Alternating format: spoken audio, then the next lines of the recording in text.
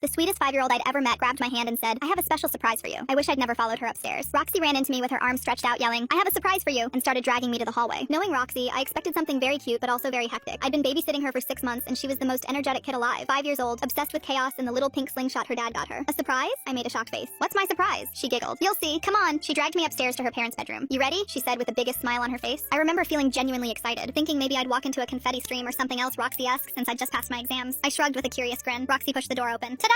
A man was standing in the middle of the room, and my blood turned to ice. "I'm gonna leave you two alone now," Roxy giggled like she hadn't just done what she done. She closed the door behind her. The man, Tyson, smiled at me. "Hey, sweetheart, miss me?" He walked closer, and all I could think was, "No, sir, I did not miss you." You see, my parents sold me I was 18 when a man 15 years older paid them $250,000, and in return they arranged my marriage to him. But he didn't want a wife, he wanted property. For the next 9 years of my life, I was his to control and hurt. He kept me locked in the house. No phone and no friends. When I didn't obey fast enough, he made sure I remembered with bruises and burns. But the worst part wasn't what he did to me. It was what he did when he left the house. He was a predator. He followed children home from school, befriended their families. Dozens went missing in our town. I knew it was him, but I learned that there was nothing I could do the day I reported him. Authorities cleared him within 24 hours, and as punishment, he made me kneel on hot coals till my knees burned. I remember escaping 3 years ago. I changed my name and moved across country. I thought I was free, but now Tyson was here, in a house with nobody except me and Roxy in it. Had Roxy planned this? Did she know anything? My mind was racing looking at Tyson's 6'6" frame. I remember him being strong enough to rip doors off their hinges. I was shaking so bad I could barely breathe. "How did you find me?" was the only thing I managed to say. Tyson laughed softly, slowly inching closer. "Easy. I've been watching you for months. I met little Roxy after school a few times. Told her I was your friend." My stomach lurched. "She's so trusting." He tilted his head. I like that about her. I wanted to turn and run, but he was so much faster than me. He'd blocked the door before I could get out. I took a step back. He took a step forward. "I've missed you," he said. 3 years is a long time, but we're going to make up for it. I gulped. "Please, just let me go. I won't tell anyone. I'll disappear again." He crossed the room in 2 steps and clamped his hand over my mouth before I could scream, then slammed me against the wall and pinned my arms above my head. "You don't get to disappear again. You belong to me." I tried to scream help as loud as I could, but all that came out was a pathetic quiet muffle. Tyson leaned in close. "Here's what's going to happen. I'm going to take you out to my car, then I'm going to come back with a little one." My eyes went wide. "She's seen me now. She knows my face. I can't have that." He smiled. "Besides, she's exactly my type." Tears started running down my cheeks. Then Tyson smiled. He pulled out his phone, dialed a number, and put it on speaker. My mother's voice answered. "Is it done?" I felt my blood literally freeze over. My own mother had helped him. "I'll have her outside in 15 minutes. Be ready," Tyson replied and hung up. "Now, let's not make this difficult." He started reaching for his belt. I squeezed my eyes shut, praying it would be over quick. Then the door opened. Roxy was standing in the doorway. She must have heard the slam and my muffled scream. Her eyes shot open at what she saw. Tyson turned his head at her immediately. "Hey friend, come here for a second." He let go of me and took a step toward her. "Roxy, run!" I screamed, but Roxy didn't run. She pulled something from behind her back, her pink slingshot. She loaded with a rock from her collection. Tyson chuckled. "What are you gonna do with—" She released, and the rock hit him directly in the eye. Tyson screamed instantly, this horrible animal sound. His hands flew to his face. Blood started pouring between his fingers. He dropped to his knees. I didn't think. I just moved. I grabbed Roxy, scooped her into my arms, and ran down the stairs out the front door. I saw my mother's car driving slowly past the house, then speeding away when she saw me outside. I ran to the neighbor's house, pounded on the door until they opened, then called 911. Roxy was crying, shaking. "Did I do something bad? I'm so sorry. He said he was your friend." I held her tight. "You didn't do anything bad. You saved my life." Police arrived 4 minutes later, found Tyson still on the bedroom floor, still screaming, bleeding. His eye popped out of the socket. Last I heard, his remaining eye got taken out in prison.